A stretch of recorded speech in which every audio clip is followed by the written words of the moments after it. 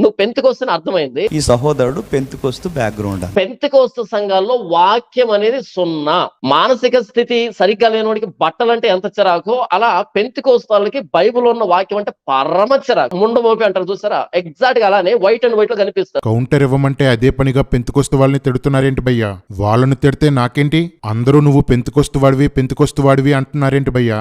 నేను పెంతెకొస్తు వాడిని కాను. నేను పెంతెకొస్తు వాడిని అయితే అలా చెప్పుకోవడానికి భయపడను. పోరాడి పెంతెకొస్తు సిద్ధాంతాల్లో లోపాల్ని సరిచేస్తాను. ఆత్మజ్ఞానం అక్షరం కూడా లేని మీ దృష్టికి ఆత్మను పొందిన వారు, వరాలు కలిగిన వారు పెంతెకొస్తు వాళ్ళైతే ఆదిమ సంఘమంతా పెంతెకొస్తు సంఘమే. నేను పెంతెకొస్తు వాడినే. పెంతెకొస్తు వాళ్ళు ఎక్కువగా పరిశుద్ధాత్మను పొందుకుంటారు భయ్యా, అంతేకాని ఆత్మను పొందిన వారంతా పెంతెకొస్తు వాళ్ళు కాదు. ఇవ్వగలిగితే కౌంటర్ ఇవ్వండి, లేదంటే మానేయండి. అంతేకాని ఇలాంటి కబుర్లు చెప్పకండి. ఆత్మ మీ పెంతెకొస్తు వాళ్ళకే వాగ్దానం చేయబడలేదు. మాలాంటి ఇండిపెండెంట్ సంఘాల్లో దేవుడు తన ఆత్మని కుమ్మరిస్తున్నాడు.